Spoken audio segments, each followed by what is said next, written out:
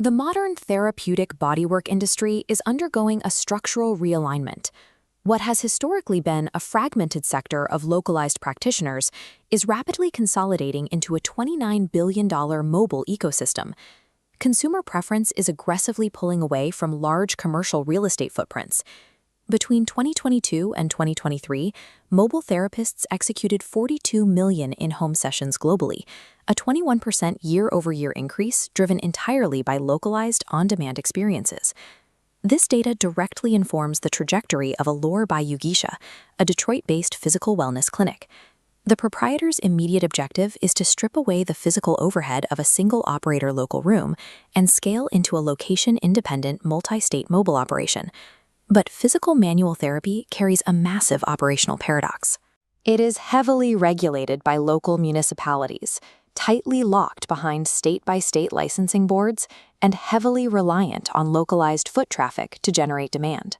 You cannot simply put a massage table in an RV and drive across state lines legally or profitably. Escaping this geographic trap requires tearing down the traditional clinic model entirely. To achieve true location independence, the business must execute three engineered pivots: regulatory arbitrage, value-based capital restructuring, and the advanced market strike protocol. The immediate bottleneck to scaling a physical wellness team in Michigan is the state's Department of Licensing and Regulatory Affairs. They enforce a strict 3-year licensing cycle for massage therapy, requiring national board examinations and rigorous background checks. However, the Michigan Public Health Code provides a statutory exemption.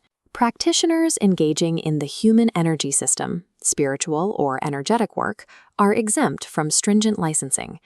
To protect the enterprise, the physical massage entity must be legally, financially, and structurally severed from the spiritual coaching entity. By isolating the spiritual coaching side, the business creates a distinct revenue stream that can be packaged as high-ticket digital or hybrid consulting. This arm of the business operates entirely unbound by state-by-state physical massage regulations, clearing the path for rapid, unregulated geographic scaling. Meanwhile, scaling the physical side of the business requires recruiting secondary therapists. This immediately triggers one of the most dangerous regulatory landmines in the wellness space: worker classification.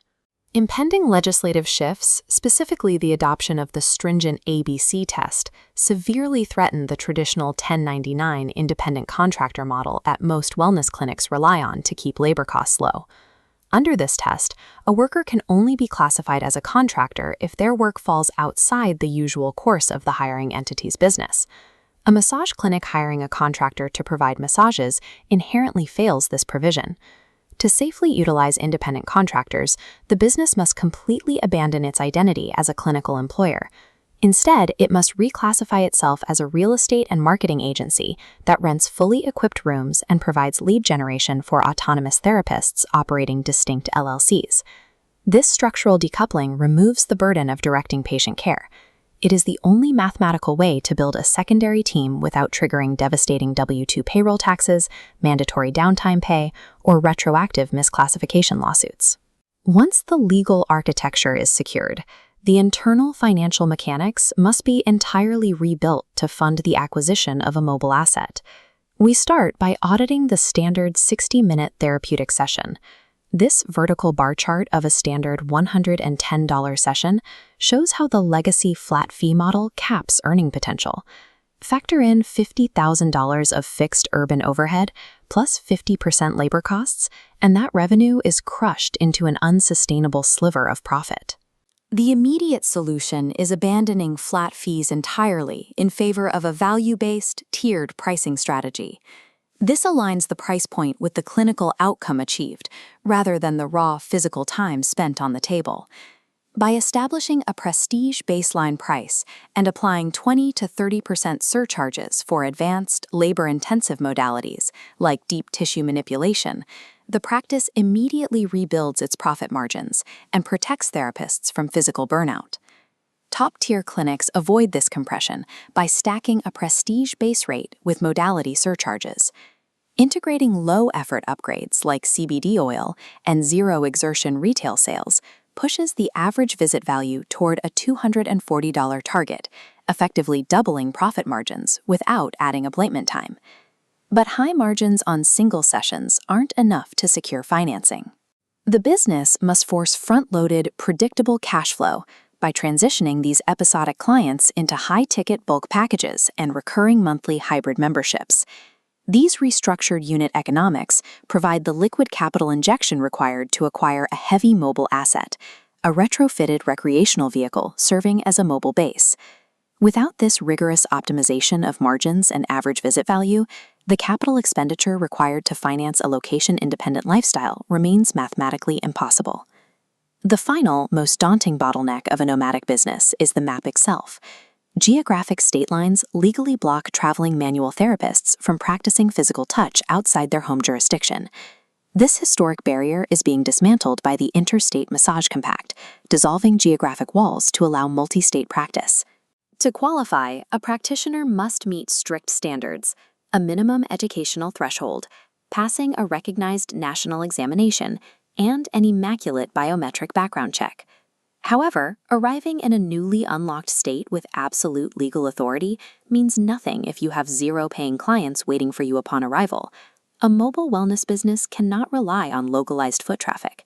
It must generate synthetic, high-urgency demand using an advanced market strike protocol, a synchronized digital marketing sequence executed before the physical asset ever crosses city limits. At T-45 days, AI scraping identifies affluent neighborhoods for B2B pop-up outreach.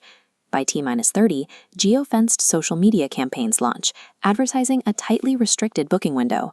At T-15, a booking system captures non-refundable 50% deposits, fully funding travel expenses upfront. True mobility in a service industry is only viable when synthetic demand is reliably generated, captured, and monetized before the RV ever leaves its location.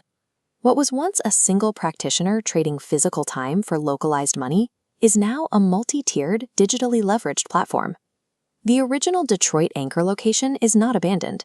Instead, the physical apartment is converted into a fully automated, cash-flowing short-term rental asset, providing passive income from the original roots of the business. Simultaneously, the technical partner maintains the digital infrastructure from the road, utilizing remote, high-ticket AI consulting retainers to completely decouple baseline income from physical labor. The moment the RV arrives and successfully executes a fully booked, high-ticket pop-up in a new destination city, a self-sustaining marketing loop is activated. The clinical execution immediately generates high-end, aspirational media content.